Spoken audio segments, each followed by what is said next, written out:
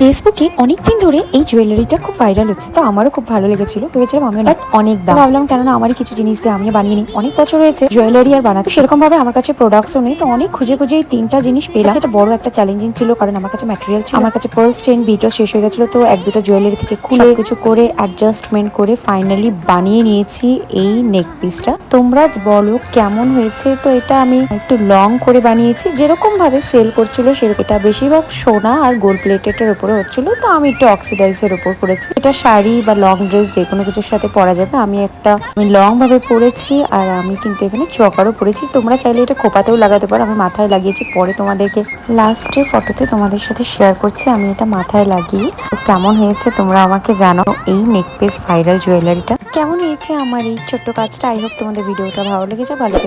ভালো লেগে থাকলে লাইক, শেয়ার এন্ড সাবস্ক্রাইব করো। পাশে থাকা বেল আইকনটি ক্লিক করো, অনেক অনেক শেয়ার করো। Bye, stay tuned, come with a new blog. By.